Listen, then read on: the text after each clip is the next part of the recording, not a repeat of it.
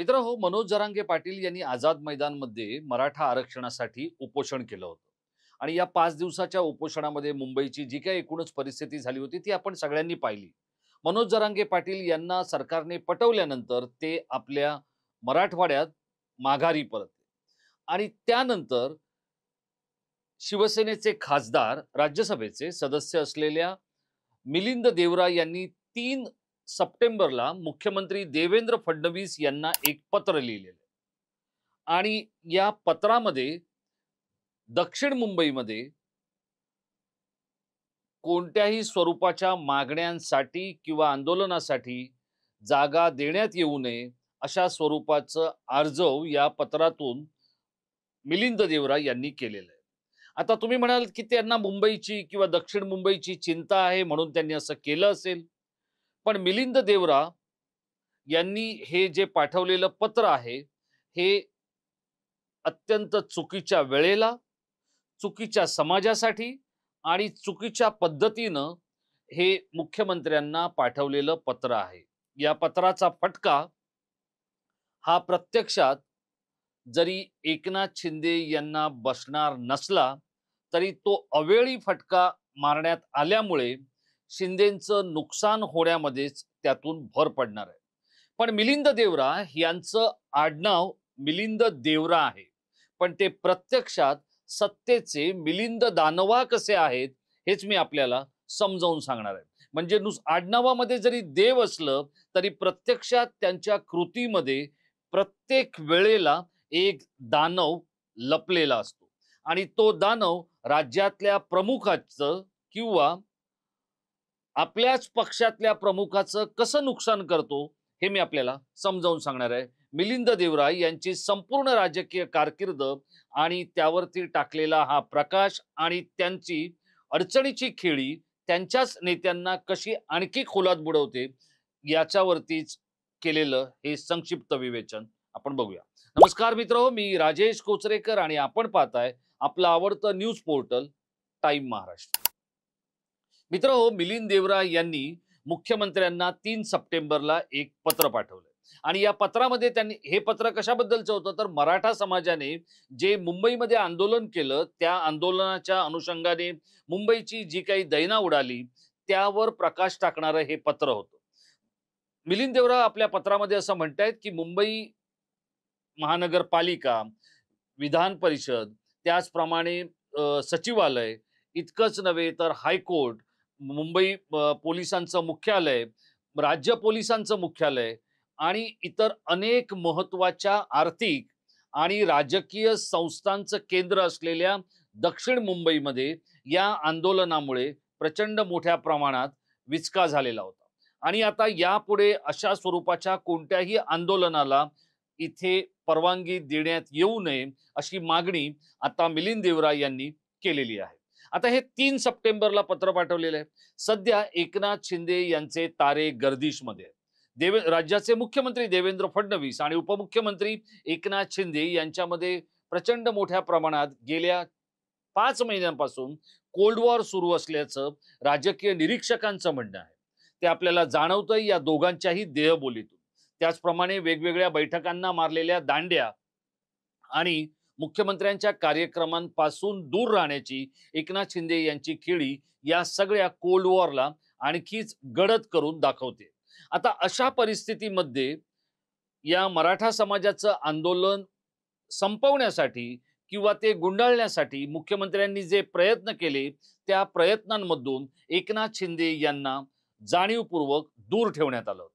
फक्त शिंदेंनाच नव्हे तर अजित पवारांना सुद्धा दूर ठेवण्यात आलं होतं.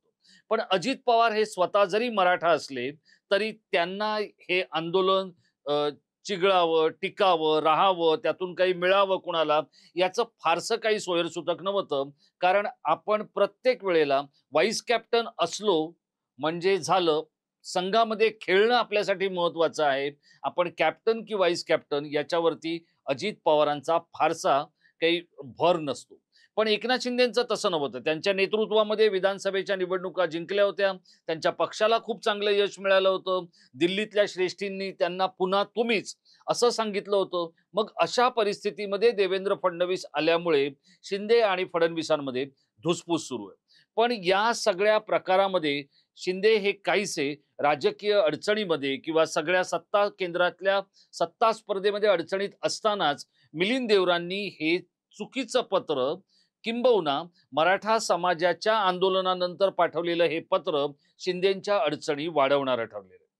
आता या पत्राच्या संदर्भात सगळ्यात आधी ट्विट केलंय ते शिवसेना नेते आणि राज्यसभेचे सदस्य असलेल्या संजय राऊत यांनी. आणि त्यांनी असं म्हटलेलं आहे की मराठी माणसांना मुंबईत येण्यापासून रोखण्यासाठीचं पत्र हे मुख्यमंत्र्यांना पाठवण्याचं काम हे मिलिंद देवरा या एकनाथ शिंदे गटाच्या शिवसेनेच्या खासदारांनी केलेला आहे. शिंदेंचा खरा चेहरा, मराठा द्वेष्टी चेहरा हा समोर आलेला आहे, असं संजय राऊत आपल्या एक्स पोस्टमध्ये म्हणालेले. आता ही जी काही गोष्ट मिलिंद देवरांनी केलेली आहे, तर ती मिलिंद देवरांनी केल्यामुळे शिंदेंच्या अडचणीत वाढ होणार आहे का? तर त्याचं उत्तर हो सुद्धा आहे आणि नाही सुद्धा आहे. आता एखाद्या नेत्याला मुख्यमंत्री पदापासून दूर ठेवलं गेलं किंवा तो दूर राहिला, याच्यापेक्षा आणखी त्याची अडचण काय होऊ शकते? पण एकनाथ शिंदेंच्या अडचणी वाढवण्याचं काम हे त्यांचे मंत्रिमंडळातले सदस्य, त्यांच्या पक्षातले लोक, त्यांना सोडून गेलेले काही स्वीय सचिव किंवा त्यांच्या अवतीभोवतीचे लोक करतातच आहेत. पण आता त्यामध्ये भर पडली आहे ती मिलिंद देवरा यांची. मिलिंद देवरा यांनी हे पहिल्यांदा केलंय का त्यांच्या राजकीय कारकिर्दीमध्ये? तर त्याचं उत्तर नाही असेल. मिलिंद देवरा आता 48 वर्षांचे आहेत. 14व्या लोकसभेमध्ये सगळ्यात तरुण खासदार होण्याचा मान याच मिलिंद देवरा यांना मिळालेला होता. 2004 मध्ये ते पहिल्यांदा ज्या वेळेला निवडून आले, त्यावेळेला त्यांनी केंद्रीय मंत्री जयवंतीबेन मेहता यांचा पराभव केला होता. भाजपच्या जयवंतीबेन मेहता त्यावेळेला केंद्रात मंत्री होत्या आणि मिलिंद देवरा यांनी त्यांचा पराभव केला. त्यावर्षी त्यांचं वय 27 वर्ष होतं. आणि त्यानंतर सलग पुन्हा ते 2000 म्हणजे 15व्या लोकसभेमध्ये सुद्धा निवडून आले. म्हणजे 14 आणि 15 या दोन लोकसभांमध्ये ते दक्षिण मुंबईचे खासदार होते. आणि या त्यांच्या कारकिर्दीमध्ये त्यांना महत्वाची पदं मिळाली. ते दूरसंचार आणि माहिती राज्यमंत्री होते. त्याचप्रमाणे त्यांच्याकडे काही काळ शिपिंग म्हणजे बंदरे आणि जहाज बांधणी या संदर्भातला कार्यभार सुद्धा सोपवण्यात आला होता. डॉक्टर मनमोहन सिंग यांच्या मंत्रिमंडळातले ते सदस्य होते. आता हे मिलिंद देवरा हे तसं पाहिलं तर सोन्याचा चमचा तोंडात घेऊन जन्माला आलेले ग्रस्त आहेत. याचं कारण त्यांचे वडील मिलिंद देवरा यांचे वडील मुरली देवरा हे मुंबईचे महापौर होते आणि मुंबईचे महापौर पद भूषवलेले मुरलीबाई यांना अनेक लोक हे मुरलीभाई म्हणायचे. ते राजस्थानातील मारवाडी कुटुंबातले होते आणि मारवाडी समाजातले होते. त्यांच्या पोटी जन्माला आलेला मिलिंद देवरा हा जणू काही सगळं आपल्याला गॉड गिफ्टेड मिळालेलं आहे, म्हणजे देवाने बक्षीस दिलेला आहे, अशा स्वरूपात जी काही राजकीय नेते मंडळी वावरतात त्यापैकी मिलिंद देवरा आहे. आता याच मिलिंद देवरांचं शक्तिस्थान कशात आहे? तर त्यांचं अत्यंत उत्तम शिक्षण, म्हणजे ते बोस्टन मध्ये पदवी घेऊन आलेले आहेत आणि ती पदवी त्यांनी कसली घेतलेली आहे? तर बिझनेस ऍडमिनिस्ट्रेशनची पदवी त्यांनी घेतलेली आहे. त्याच्या आधी ते सिडनी महाविद्यालयामध्ये होते. त्याचप्रमाणे ते दक्षिण मुंबईतल्या अत्यंत नावाजलेल्या इंग्रजी शाळेमध्ये त्यांचं शालेय शिक्षण पूर्ण झालेलं आहे. आणि अशा पद्धतीत असलेले मिलिंद देवरा यांचा पराभव कोणी केला मित्र माहिती आहे का? शिवसेनेच्या अरविंद सावंत यांनी. त्यावेळेला सगळ्यांनीच अरविंद सावंत जिंकू शकणार नाहीत अशा पद्धतीची एक चर्चा म्हणा किंवा अशा पद्धतीचे आडाखे बांधलेले होते. पण अरविंद सावंत यांच्यासाठी शिवसेनेचे नेते आदित्य ठाकरे यांनी महत्वपूर्ण योगदान दिलं. कारण आदित्य ठाकरे यांचे दक्षिण मुंबईमध्ये अनेक मित्र आहेत, अनेक समूहांमध्ये त्यांची मैत्री आणि संबंध आहेत. त्यामुळे त्यांनी त्यांच्यासाठी प्रचार केला आणि अरविंद सावंत हे खासदार झाले. त्यांनी मिलिंद देवरांचा पराभव केलेला पराभव इतका धक्कादायक होता की अगदी दक्षिण मुंबईपासून दिल्लीपर्यंत त्याचे पडसाद उमटले. आणि त्यानंतर अरविंद सावंत यांनी चक्क हॅट्रिक केली. म्हणजे ते 2014ला जिंकले, 2019ला जिंकले आणि 2024ला जिंकले. त्यामुळे मिलिंद देवरा यांना हे लक्षात आलं होतं की आता आपण काही खासदार होऊ शकत नाही. त्यामुळे ते प्रचंड नैराश्यामध्ये होते. आता हेच मिलिंद देवरा यांनी आतापर्यंत म्हणजे जेव्हा ते काँग्रेसमध्ये होते तेव्हा त्यांनी अनेक काँग्रेसच्या मुख्यमंत्र्यांना सुद्धा आपल्या ट्विटने किंवा आपल्या कृतीने छळलेलं होतं. कसं ते मी आपल्याला सांगतो. विलासराव देशमुख असताना मुंबईवर अतिरेक्यांचा हल्ला झाला, आपल्या सगळ्यांना माहित असेल. 2008 ला 26 नोव्हेंबरमध्ये जो हल्ला झाला होता, त्या हल्ल्यानंतर एक कॅन्डल मार्च काढण्यात आला होता. सरकारच्या विरोधात किंवा दहशतवाद्यांच्या या कृतीच्या विरोधात, आणि त्याचं नेतृत्व केलं होतं याच मिलिंद देवरा यांनी. आता हा जो कॅन्डल मार्च आहे तो अनेक दूरचित्रवाणी वाहिन्यांनी, विशेषतः इंग्रजी दूरचित्रवाणी वाहिन्यांनी तो अगदी मनापासून कव्हर केला होता. कारण घटनाच एवढी मोठी होती आणि काँग्रेसचाच नेता काँग्रेसच्या मुख्यमंत्र्याच्या विरोधात कॅन्डल मार्च काढतोय आपल्या नेतृत्वाखाली, ही गोष्ट दिल्लीमध्ये अशा पद्धतीत मांडण्यात आली किंवा ती दिल्लीने अशी बघितली की ज्याच्यामुळे मग आर पाटलांचा राजीनामा झाला आणि त्याच्यानंतर विलासराव देशमुख यांना सुद्धा आपला राजीनामा द्यावा लागला. आता विलासराव देशमुखांना राजीनामा द्यावा लागल्यानंतर आलेल्या अशोक चव्हाण यांच्या काळामध्ये जो काही आदर्श घोटाळा झाला, त्या आदर्श घोटाळ्याबद्दल सुद्धा अशाच पद्धती ट्विट करण्याचं काम याच मिलिंद देवरा यांनी केलं होतं. ते असं म्हणाले होते आपल्या ट्विटमध्ये की जर आदर्श घोटाळा घडलेला असेल तर देशाला गरज आहे किंवा देश जाणू इच्छितोय की याच्यामध्ये नेमकं काय घडलंय, ते निष्पक्ष पद्धतीने राजकीयकरण न होता देशातील जनतेला समजायला हवं. या ट्विट नंतर सुद्धा प्रचंड मोठ्या प्रमाणात दिल्लीमध्ये नाराजी झाली होती मिलिंद देवरा यांच्याबद्दल. राहुल गांधी नाराज झाले होते. खरं तर मिलिंद देवरा हे राहुल गांधी यांचे निकटवर्तीयांपैकी एक समजले जातात. कारण मिलिंद देवरा यांचे वडील जे होते मुरलीभाई देवरा, यांच्या नसानसात काँग्रेस भिनलेली होती. मुरली देवरा आणि बाळासाहेब ठाकरे यांचं मैत्र हे प्रचंड घनिष्ठ होतं. पण मुरली देवरा हे ज्यावेळेला काँग्रेस हा विषय आला की प्रचंड काँग्रेसच्या एखाद्या शिलेदारासारखे किंवा शिपायासारखे वागत असत. याच मिलिंद देवरांच्या वडिलांनी मुंबई काँग्रेसचं अध्यक्षपद 23 वर्ष भूषवलं. सखा पाटलांनंतर काँग्रेसचा मुंबईतला एक ताकदवन आणि बलवान नेता म्हणून दिल्लीला परिचित असलेल्या मुरलीभाई देवरा यांच्या या मिलिंदने अशोक चव्हाणांना सुद्धा हैराण करताना आदर्श घोटाळ्यानंतर आपल्या ट्विटने आणि आपल्या वक्तव्यांनी त्रासवून सोडलं होतं. त्यानंतर पाळी आली ती पृथ्वीराज चव्हाण यांची. कॅम्पाकोला नावाची एक सोसायटी आहे, त्या सोसायटीमध्ये अनधिकृत इमारतींबद्दलचा जो काही वाद होता तो झाला होता आणि त्यानंतर पृथ्वीराज चव्हाण यांच्या कार्यशैलीवर टीका केली होती याच मिलिंद देवरा यांनी. आणि त्या टीकेनंतर मिलिंद देवरा यांना थेट इमॅच्युअर्ड म्हणजे अपरिपक्व असं पृथ्वीराज चव्हाण यांनी संबोधलं होतं. पृथ्वीराज चव्हाण यांच्या काळात गिरणी कामगारांच्या समस्या सुटल्या नाहीत.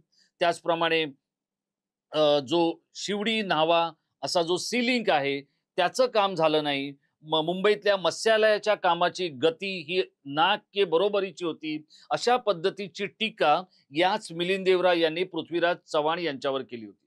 त्यावेळेला काँग्रेसचे राष्ट्रीय प्रवक्ते रशीद अल्वी यांनी दिल्लीमध्ये असं म्हटलं होतं की जर मिलिंद देवरा यांना आक्षेप असेल तर त्यांनी पृथ्वीराज चव्हाणांशी जाऊन बोलण्याची गरज आहे. त्यांनी ते बोललं तर ते प्रश्न सुटू शकतील किंवा त्यांना नेमकी वस्तुस्थिती काय आहे ती कळेल. पण आपल्याच राज्यामध्ये आपल्याच पक्षाचे मुख्यमंत्री सत्तेवर असताना मग ते विलासराव देशमुख असो, अशोक चव्हाण असो, पृथ्वीराज चव्हाण असो, या सगळ्यांवर टीका करण्याचं काम या मिलिंद देवरांनी आजपर्यंत केलेलं आहे. आता पाळी आहे ती एकनाथ शिंदेची. कारण एकनाथ शिंदे हे जरी पक्षाचे सर्वेसर्वा आहेत, शिवसेनेचे मुख्य नेते आहेत, राज्याचे उपमुख्यमंत्री आहेत आणि ते ज्या समाजाचे आहेत त्या समाजाचं आंदोलन मुंबईत असताना जो काही त्रास मुंबईकरांना झाला त्याच्यावरती एकनाथ शिंदे यांच्या पक्षाच्या खासदारांनी टीका करणं हे शिंदेंना कुठेतरी सामाजिक पातळीवर अडचणीचं ठरू शकणारं असं हे प्रकरण आता समोर आलेलं आहे. आता हे मिलिंद देवरा भले त्यांनी जयवंतीबेन मेहता यांचा पराभव केला होता तरी त्यामध्ये खूप मोठा योगदान आणि खूप मोठा वाटा हा काँग्रेसच्या कार्यकर्त्यांचा, मुरली देवरा यांच्या पुण्याईचा असा होता. कारण त्यावेळेला मिलिंद देवरांची पाठी कोरी होती.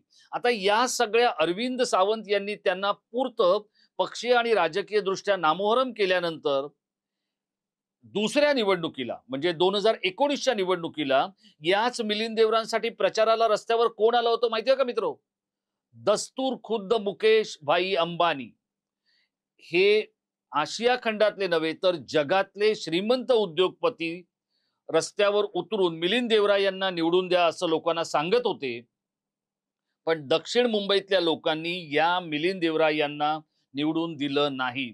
त्यांनी मुकेश अंबानी यांचं सुद्धा ऐकलं नाही. आता ज्या वेळेला 2024 ची निवडणूक झाली होती त्यावेळेला आदित्य ठाकरे यांच्या समोर एक सुशिक्षित तरुण चेहरा देणं हे एकनाथ शिंदेसाठी गरजेचं होतं. त्यावेळेला सुद्धा राज्यसभेचे सदस्य असलेल्या मिलिंद देवरा यांना ही निवडणूक लढवायची नव्हती. तर त्यांना आपल्याला मिळालेल्या राज्यसभेच्या सदस्यत्वामध्ये मशगूल राहायचं होतं. पण पक्षाला आदित्य ठाकरे यांना धडा शिकवायचा होता. कारण जर आदित्य ठाकरे यांचा पराभव होऊ शकला तर तो एकनाथ शिंदेच्या शिवसेनेसाठी खूप मोठा विजय ठरू शकला असता किंवा खूप मोठी गोष्ट ठरू शकली असती. पण कच खाणाऱ्या मिलिंद देवरा यांनी ते केलं नाही. भाजपचे नेते सुधीर मुनगंटीवार यांनी लोकसभेची निवडणूक जितक्या गांभीर्याने लढवली तितक्याच गांभीर्याने या मिलिंद देवरा यांनी विधानसभेची 2024 ची निवडणूक लढवली आणि फक्त 8,800 मतांनी आदित्य ठाकरे निवडून आले.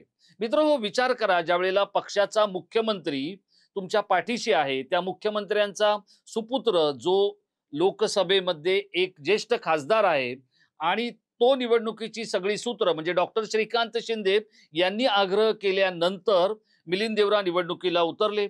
स्वतः श्रीकांत शिंदे यांनी तिथे दिवसभर तळ ठोकून या संपूर्ण परिस्थितीवर नियंत्रण मिळवण्याचा प्रयत्न केला. पण त्यांच्या लक्षात आलं की मिलिंद देवरा हे काही फारसे सिरियस नाहीयेत. त्यानंतर त्यांनी मिलिंद देवरांचा नाद सोडला आणि ते त्यांच्या मतदारसंघामध्ये जाऊन बसले आणि त्यांनी तिथली सूत्र हाती घेतली.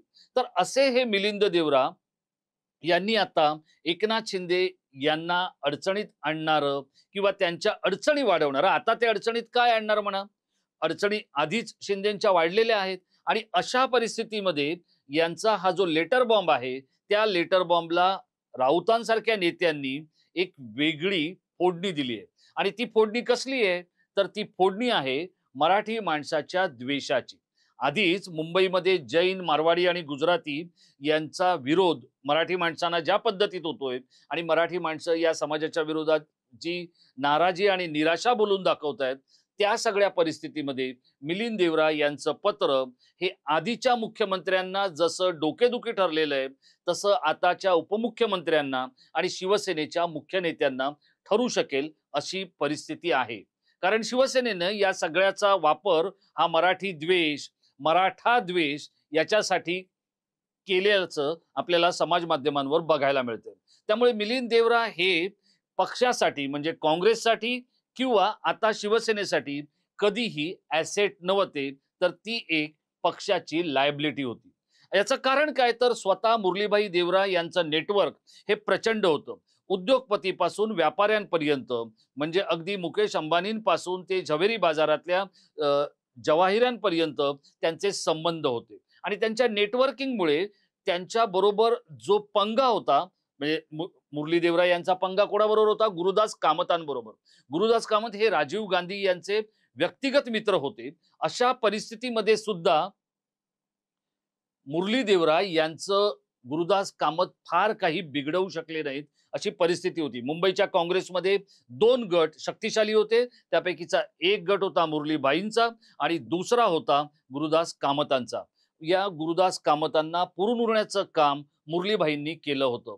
पण त्यानंतर त्यांची पुण्याही पुढे घेऊन जाणाऱ्या मिलिंद देवरा यांना मात्र यामध्ये विशेष काही करता येत नाहीये. कधी राहुल गांधींच्या आधाराने तर कधी श्रीकांत शिंदेच्या आधाराने फक्त आपल्याला हवी असलेली सत्तेची सुखदायी खुर्ची मिळवायची एवढाच मिलिंद देवरा यांचा राजकीय प्रयत्न आहे आणि तीच बहुधा त्यांची राजकीय शिदोरी सुद्धा ठरत आहे. पण अशीच आणि इतकी मर्यादित राजकीय शिदोरी असलेले मिलिंद देवरा हे प्रत्येक वेळेला मोठ्या नेत्यांना किंवा मुख्यमंत्र्यांना अडचणीचे ठरलेत.